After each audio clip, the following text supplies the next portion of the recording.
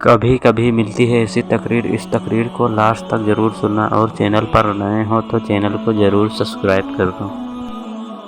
دیکھیں مالداری کتنی بھی آ جائے، اگر عمل اچھے نہیں ہے تو ساری چیزیں بیکار ہیں۔ ایک مالدار شخص تھا، میاں بیوی دونوں جا رہے تھے، انہوں نے کشتی کو بک کر لیا تھا۔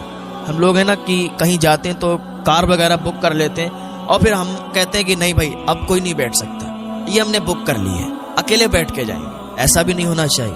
اگر آپ نے اکیلے کوئی چیز بک کر لی ہے، کوئی کار آپ نے بک کی ہے، آپ اکیلے جانا چاہ رہے ہیں، تو اگر آپ کو کوئی پریشان حال مل جائے، غم کا مارا ہوا مل جائے، تو اگر وہ آپ سے کہے کہ مجھے بھی بھائی لے لو، تو منع مت کیا کرو، ساتھ میں لے لیا کرو۔ انہوں نے بک کر لی تھی کشتی، انہیں جانا تھا دور۔ ایک اللہ کے ولی آ گئے، ان کو بھی سفر کرنا تھا، ان کو بھی جانا تھا، اور کشتی صرف ایک تھی۔ اب یہ 3 لوگ ہو گئے۔ وہ مالدار آدمی تھا، میاں بیوی تھے، دونوں کشتی میں سوار ہو گئے۔ تو ایک اللہ کے ولی آئے، انہوں نے کہا کہ بھائی صاحب مجھے بھی جانا ہے، مجھے بھی دریا کے پار جانا ہے، مہربانی کریں کہ کوئی کشتی بھی نہیں ہے تو مجھے اپنی کشتی میں شامل کر لیں، مجھے اپنی کشتی میں سوار کر لیں، مجھے بھی لے چلیں۔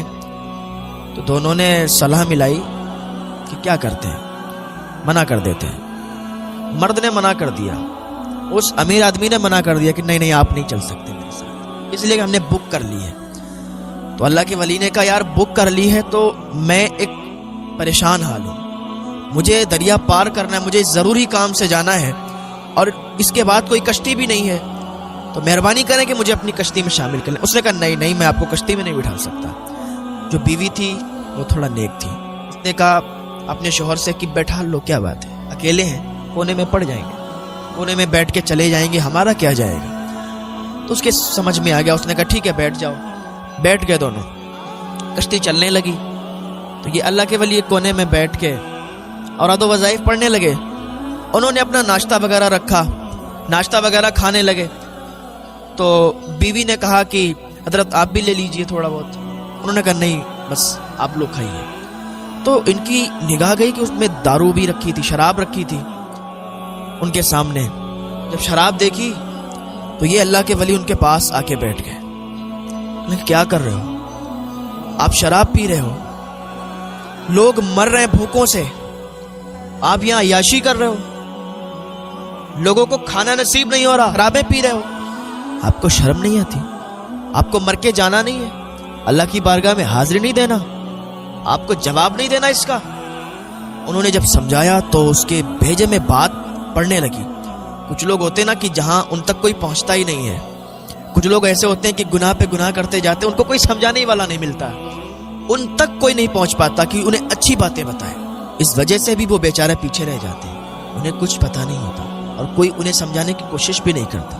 کتنا بھی بڑا ہو، کتنا بھی مالدار ہو، وہ چاہتا ہے کہ مجھے کوئی گائیڈ کرنے والا ملے، وہ چاہتا ہے کہ کوئی مجھے سمجھانے والا ملے جو مجھے سمجھائے، میرے دل کو بدل دے۔ بہت سے لوگ ہوتے ہیں۔ آج تو سوشل میڈیا کا دور ہے، ہر انسان تک بات پہنچ جاتی ہے۔ اس نے ساری کی ساری شراب دریا میں پھینک دی۔ کہنے لگا بابا جی مجھے یہ بتائیے، میں اگر اب توبہ کروں کیا اللہ معاف فرمائے گا؟ میں نے تو بہت گناہ کیے ہیں، زندگی یوں ہی دارو شراب میں گزار دی ہے، عیاشی میں زندگی گزار دی ہے، اب اللہ کی بارگاہ میں آؤں کیا اللہ معاف کرے گا؟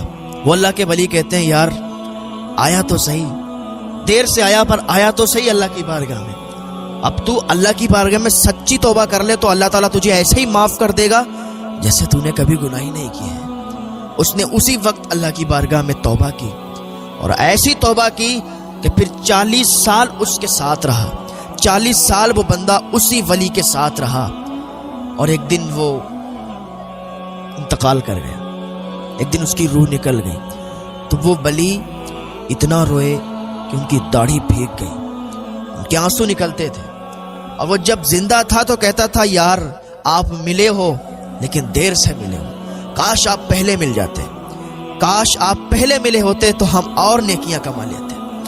ایک دن آیا کہ وہ اس کا انتقال ہو گیا، نیک بن چکا تھا، اور جس دن سے اس نے توبہ کی اس دن سے کبھی بھی کوئی غلط کام نہیں کیا۔ وہ بلی شاہد ہیں، وہ کہتے ہیں کہ میں نے کبھی ان کو کوئی غلط کام کرتے ہی نہیں دیکھا۔ جس دن سے اس نے توبہ کی، مر گیا، انتقال کر گیا، تو اس کے کفن دفن کا انتظام کیا، نماز جنازہ ہوئی، ان کو دفن کر دیا گیا۔ وہ ولی کہتے ہیں کہ ایک دن میں نے خواب میں دیکھا، تو خواب میں وہ آیا میں نے ان سے پوچھا کہ کیا حال ہے بتاؤ، تو وہ کہنے لگا حضور میرا تو اچھا حال ہے، اللہ نے مجھے معاف فرما دیا، میرے ساتھ خیر ہی خیر ہے، مجھ سے کوئی زیادہ حساب کتاب بھی نہیں ہوا، مجھے معاف کر دیا گیا، میں آرام سے ہوں، اس لیے کہ میں نے توبہ کر لی تھی اور توبہ کرنے کے بعد میں نے کبھی گناہ نہیں کیے تھے۔